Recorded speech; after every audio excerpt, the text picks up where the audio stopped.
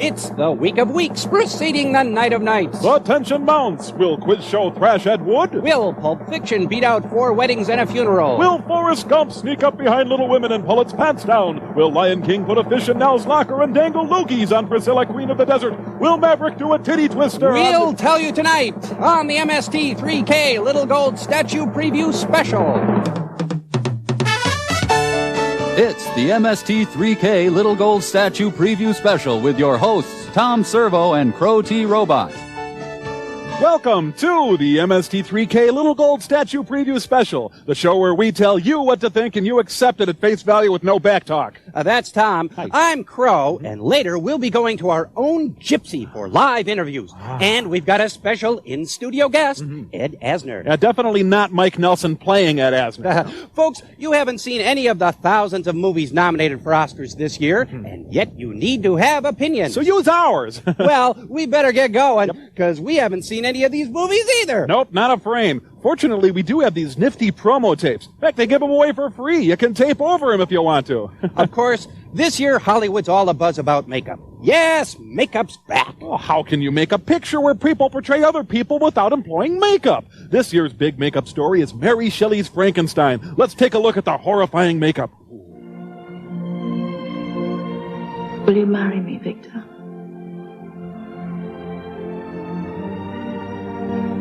Marry me today. Tomorrow. Tell me everything. Makeup seems real good, pretty straightforward. That's our choice for best makeup. Now standing by live, Frankenstein auteur Kenneth Branagh. Welcome, and great job on the makeup, Kenneth. There was a tremendously inspiring story there about how two equals, very importantly, two partners All very interesting, but how does makeup affect this? could overcome the extraordinary tragedy of the story and have a love that somehow was new forged and bigger by the end, but for the tragic flaw. Okay, Branagh, you don't want to talk makeup? Fine, we'll play your little game and talk theme. Crow, these Then- are pre-recorded clips. He can't hear you. Oh, the hell with them. Next category. And to a clip from 4 Weddings and a Funeral, clearly one of this year's nominees for Best Picture. 21, Elephant Tongue. 22, kept falling asleep. That was my first year in England. I do apologize. 23 and 24 together. That was something. Seriously? 27, oh, now that was a mistake. Isn't it? 27, you make a mistake? Yes, he kept screaming. It was very off-putting. I nearly gave up on the whole thing. But Spencer changed my mind. That's 28. His father, 29. It's fine. 30. Ugh. What's she talking about? I have no clue. Oh, look, it's Mike Nelson, who won't be back later as Ed Asner. Welcome, Mike, and you can... Oh, God, no! That is gross. Why would you want to do it more than once? 30, what is her problem? Well, despite the disgusting nature of that clip and the distasteful subject matter in this piece of filth, I think it's a wonderful movie, and it's my pick for Best Picture of 1994. Oh, definitely. And now on to Best Actress, a category in which, this year especially, there are several actresses nominated. Miranda Richardson in Tom and Viv, which tells of the majestic love of Tom Bosley and Vivian Vance. Crow! What? It's the tender story of T.S. Eliot, a man of letters whose wife goes totally mental. Let's have a look-see.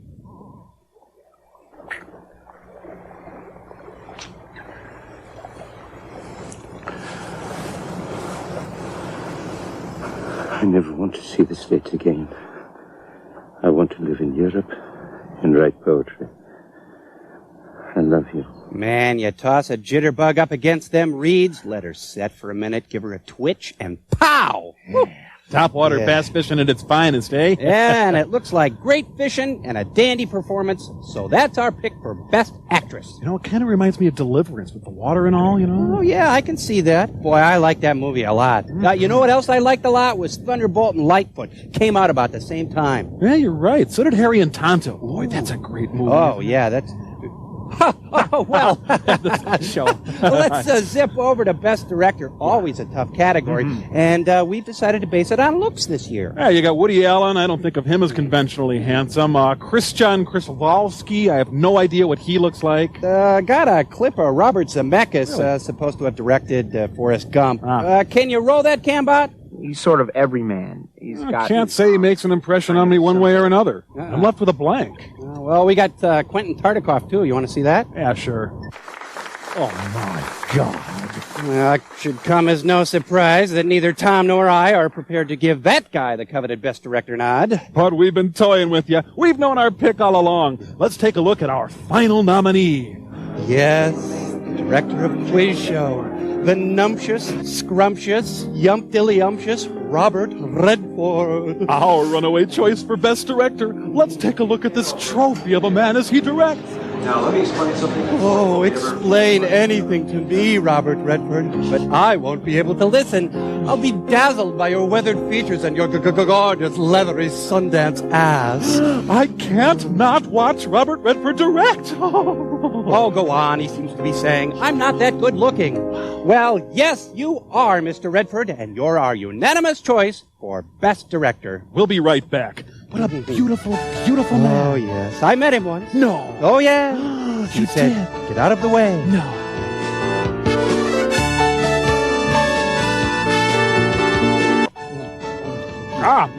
Welcome back. Let's have another look at the Best Picture, a category that I lost what can only be termed a substantial amount of money on last year. Let's look at the clip here from the enormously popular Forrest Gump. What's my destiny, Mom? You're going to have to figure that out for yourself. Life is a box of chocolates, Forrest. You never know what you're going to get. Oh, life is like a box of chocolates, huh? Well, I got a different opinion. Life is like a crap sandwich. The more bread you got, the less crap you got to take. No, life is like a festering boil. As it is, Forrest Gump is a delight of a movie. I loved it, and I don't think it should have any problem winning Best Picture. I concur. Now let's take a look at Best Costume. We have a lot to celebrate in this particular category, because without the costume, all movies would be nudie films. Right, and I only need to say the words Gerard Depardieu to tell you how horrible that would be. Now, here's a clip from the colorfully costumed Queen Margot. Hey!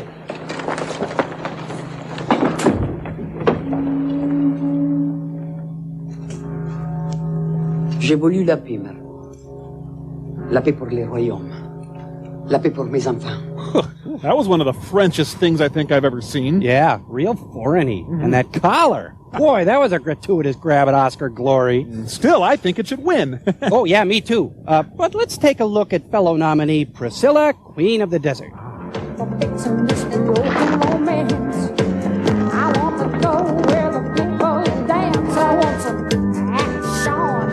Take that bloody frock off, Felicia. Don't make it any worse than it is. You think I'm going to let you walk away with all the attention? No chance.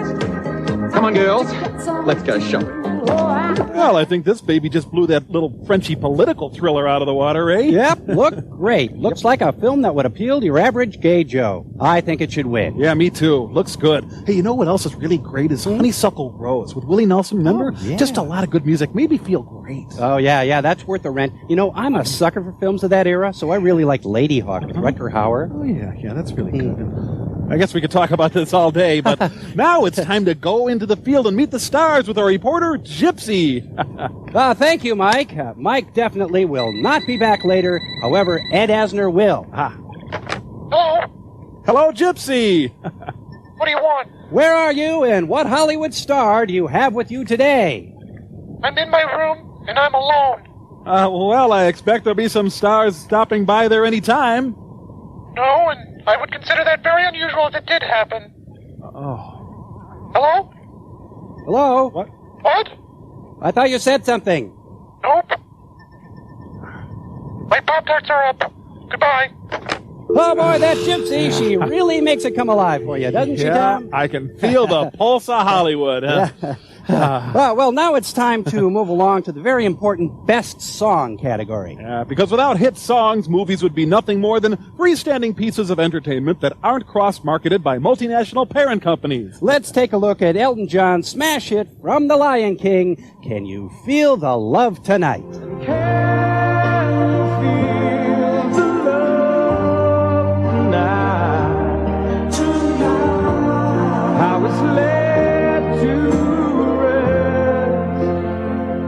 And here, Disney supervising animator Tony Fusile talks about meeting Elton John for the first time. I got up about a foot away from him, sitting right next to him, and I was terrified. I mean, you can just sense the power in that you feel incredibly small and weak compared to this massive, intense creature, you know. So it was just pretty intimidating. Wow, what with the combination of the horribly scary Elton John and the awesome legal power of the Disney Corporation, I think they got themselves a Best Song Oscar. Ah, but let's not forget another nominee, Look What Love Has Done, from the hit film Junior. You should try being a woman sometime. It's a nightmare. Your body goes peculiar with your first period, and it doesn't stop until menopause. It's a lifetime of leaking and swelling and spotting and smears. Oh, that's real mature, Servo. Well, she said spotting. Well, do we have a clip from that Best Song? No, I don't think so, but I can guess how it goes. Look what love has done. Love has lifted me up high enough, so high that I can see. And then it goes on until it ends like, look what love has done. Hey, that's pretty good. How about the song You Gotta Make Up Your Mind from The Paper? That'd be faster, you know, get the pulse of the newsroom. You gotta make up your mind. You gotta get back on top again. Well, we'll be right back with more movie picks and Ed Asner. No one's gonna stand in your way. You gotta make up your mind. Hello and welcome back to the MST3K Little Gold Statue Preview Special with your hosts, us. Later, Ed Asner will be stopping by to share some of his movie memories. When you look at all the movies nominated for Best Picture, Quiz Show is one of them. Quiz Show featured actors acting, a plot, and an outcome. Let's watch. What if we would have put you on the show, put you on 21, and ask you questions that you know? Say the questions that he answered correctly on the test this morning. I don't follow you. Just thinking out loud. I thought the questions were in a bag full. In a way, they are. You want to win, don't you? Well, I think I'd really rather try to beat him honestly. What's dishonest? When Gregory Peck parachutes behind enemy lines, you think that's really Gregory Peck? That book that Eisenhower wrote, a ghostwriter wrote it. Nobody cares. It's not like we'd be giving you the answers. Just because we know, you still know. Right. It's not like you're putting me on the show or Al and pretending to be some sort of intellectual. I mean, you have put in years of study and erudition. I'm just trying to imagine what Kant would make of this. I don't think he'd have a problem with it. Huh. Well, yeah, seems competent. Sure, Best Picture. Now, that clip just didn't do much for me until I realized it was directed by Robert Redford. Oh, yes, let's have another heaping helping of Robert Redford. Yum. Oh, couldn't you just jump into a pile of Robert Redford? Oh, you just want to nuzzle him and for a brief second maybe just touch the back of his left knee. Where were we? Oh, yes. On to the Best Original Screenplay category. First, there's Red, the moving, triumphant portrait of Red Fox. Written by Christoph Kligtensen and Christopher Gorgi Fligenstein.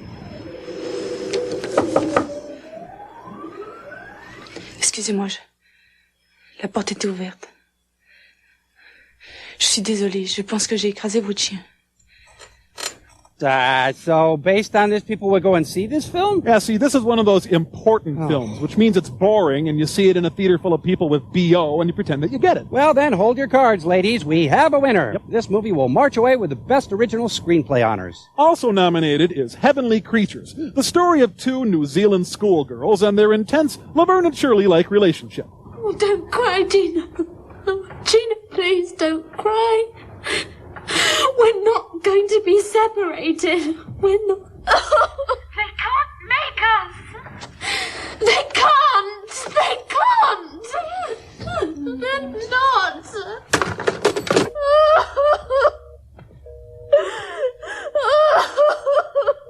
There's your best original screenplay, no question. Hey, Servo, come on. It's okay. It's just a movie clip. I just got off the phone with my broker. Thank you very much. Thank you. Well, before we meet our very special guest, Ed Asner, it's time to take a look at another entry in the Best Actress category. Winona Ryder is nominated for her role as Jo in Little Women, the charming, heartwarming Louisa May Alcott story with no conflict. Josh, I'm sorry. No, stay. It's not a bad hiding place. You see, I don't know anyone, so I feel awkward just standing and staring at people. Should I put on my jacket? I never know the rules here. I'm Laurie. Theodore Lawrence, but I'm called Laurie. Joe March. So, who are you staring at? You, actually. What game were you playing? I don't know, but I think I won. Lovely. A beautifully photographed period Chick piece. movie. And a fine, stirring performance by Winona Ryder. Chick movie. Well, there's definitely an Academy Award waiting for Winona Ryder on Oscar night. Chick movie. Where was the dad in this story? Oh, you see, the dad was at the Civil War. He was this guy who was tamping down a cannon, and a rod went right through his skull and completely changed his personality. They call him the first lobotomy. Cool. Hey, that's like the guy in the Civil War who got shot in the testicles, and the bullet went right through him, and it hit this woman just right, and pow! She got pregnant. Wow! Yeah. Blow my mind! Yeah, cool, huh? Well, Little Women. Chick movie. Yeah. Now, the next nominee in the Best Actress category is Jessica Lange for her performance in Blue Sky. Carly. Nobody's gonna hurt you. You touch me.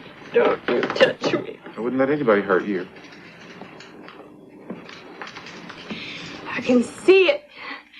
I can see that radiation just coming off you. No, you get your contaminated hands off me. Carly.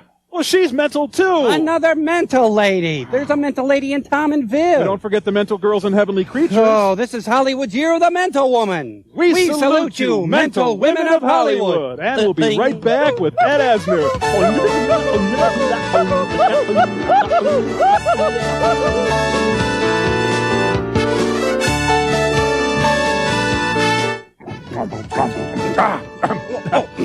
And now, folks, a very special moment for Servo and I, as we are proud to introduce a very talented stage, television, and screen actor, fresh from his role in The Girl Most Likely to, Mr. Ed Asner! Yay! Yeah, all right. Hey, you guys, this isn't going to take long, is it? Because, frankly, I'm not all that Don't wild you about worry about it, Ed Asner. Yeah, you just go stand over there, Ed Asner. Come on, go. While Ed Asner Shoot. stands over there quietly, why don't we take a look at another of the picks for Best Picture? Hope Dreams, the delightful comedy starring those irascible potheads Cheech and Chong. Tom, that's Nice Dreams, the Cheech and Chong movie. This is Hoop Dreams, and it was only nominated for editing. Kind of a sore subject. The producers have been bellyaching every chance they get. Well, let's look at it anyway. Derek Zinnemann's layup pushes Marshall to a 1-point lead. Moments later, a Westinghouse foul, and then a double technical puts Arthur on the line with a chance to ice the victory.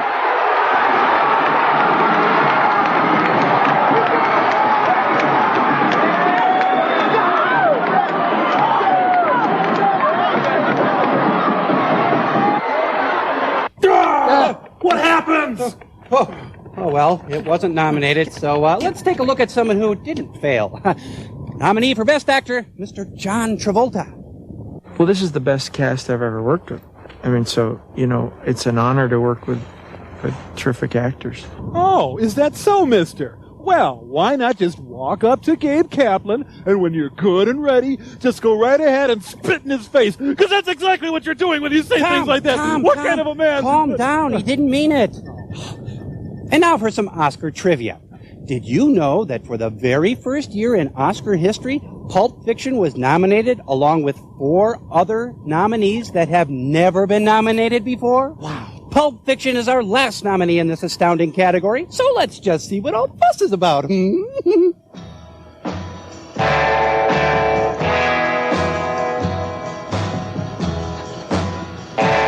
you hate that? Hey, what? Uncomfortable silences. Why do we feel it's necessary to yak about bull in order to be comfortable? I don't know. That's a good question. That's when you know you found somebody really special. And you can just shut up for a minute, comfortably share silence. Well, I don't think we're quite there yet, but don't feel bad. We just met each other.